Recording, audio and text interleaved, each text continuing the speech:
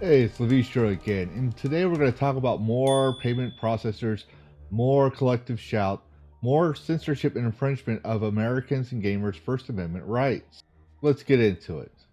Automaton reports that games on Steam can no longer be updated with NSFW content post-launch, but Valve isn't the problem, developer says.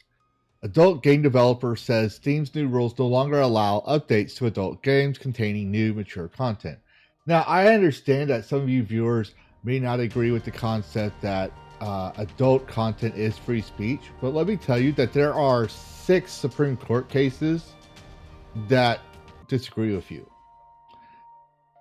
Games are art, and in cases like this where people might say this is obscene or not, there is tests and standards that determine if a game or art breaches the concept of free speech into obscene territory.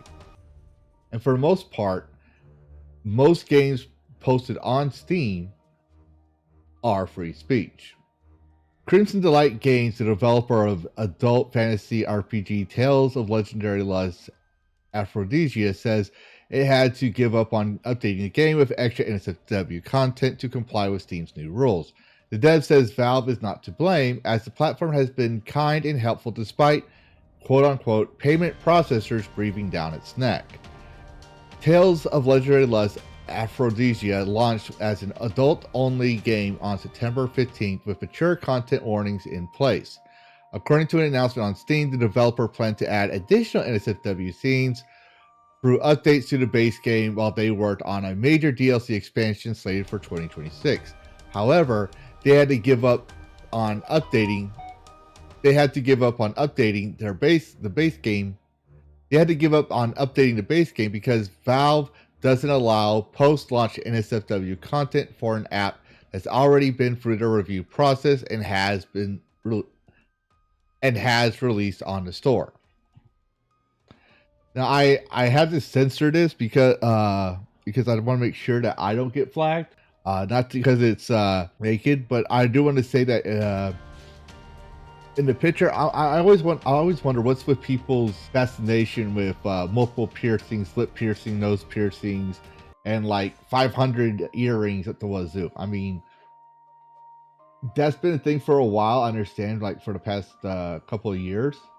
But for me personally, that's repulsive. I mean, I'm not a person big onto multiple piercings, and that's just my take. But that's all I want to say on that thing. I mean, if you go look at the game yourself, you could probably see it for yourself. But me personally, I was like, this would be a game I would play. It seems that even if a game is marked as adult only from the start, developers are not allowed to add more adult content to it after initial release. Instead, additional content has to go for DLC, which requires its own review process. How is it that they have to do that, but if anyone makes a game and puts an update patch on it that has malware into it that steals 32K from cancer patients among 420 other victims and is a repeated issue throughout the Steam's history this past year alone, you know, they don't have to go for a review process. How is that fair for adult only? I think that should be if you're going to do something like that, and I know it's not Steam's fault, but Steam does have some blame here when it comes to malware content. If you're going to enforce that for this, you're going to have to enforce that for the malware content and games that update. Not just for indies, but also for AAA. Because you never know. This is why I have a huge stance against data sharing in games. But no, we're just going to enforce it on Prawn because they can get away. You're just going to bully Prawn. I mean, I understand this is not Steam doing this. I know it's payment processors. But I'm sick of the bullying here. All right? You're picking on people who just want to share their art and their passion. You may not agree with it, but this is sick. This is disgusting. It's like I'm not trying to grandstand on a soapbox here. I just really don't understand. I really don't. Why people think that this is okay to make these kind of requirements for these kind of games, but not for others that literally do harm people. I think something needs to be done about this. I really do. Continuing on, instead, additional content has to go for DLC, which requires its own review process, as I've said before. Over on Reddit, a Crimson Delight Games rep commented, "We are in a couple of NSFW dev communities, and these two rules weren't in place before the collective shout uproar and subsequent processor censorship.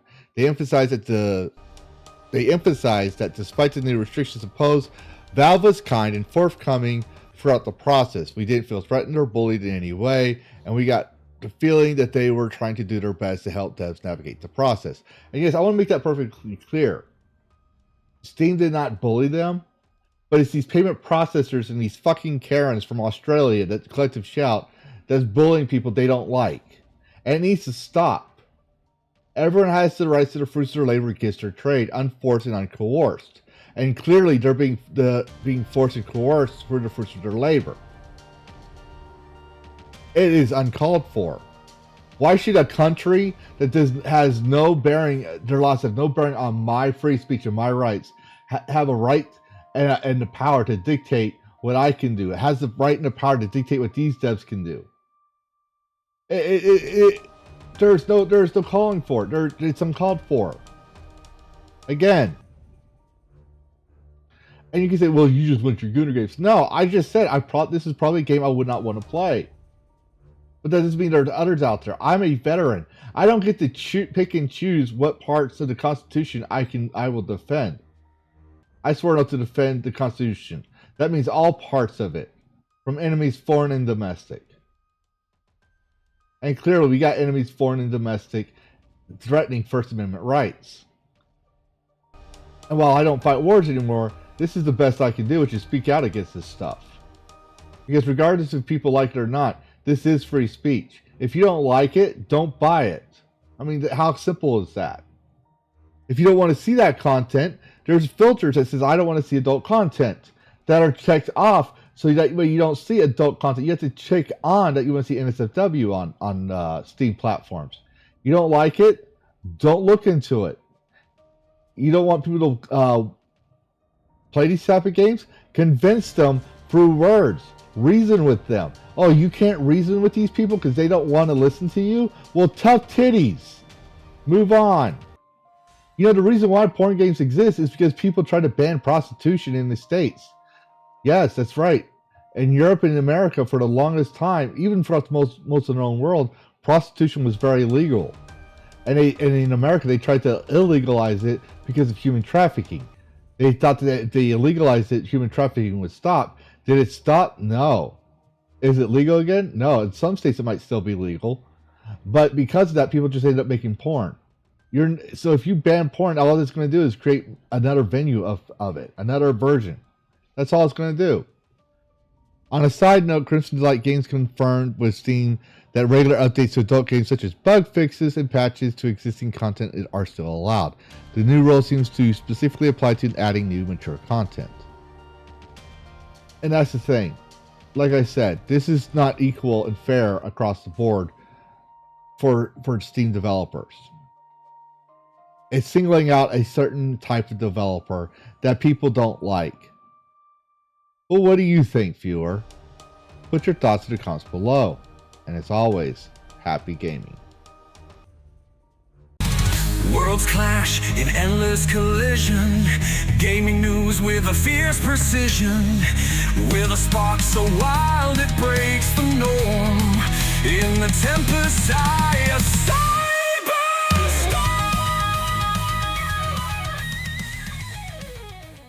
reclaim gaming and dragon cast. Fire breathing wide, screaming loud. The Vistro's here to shake the crowd. Psychotic dragon ready.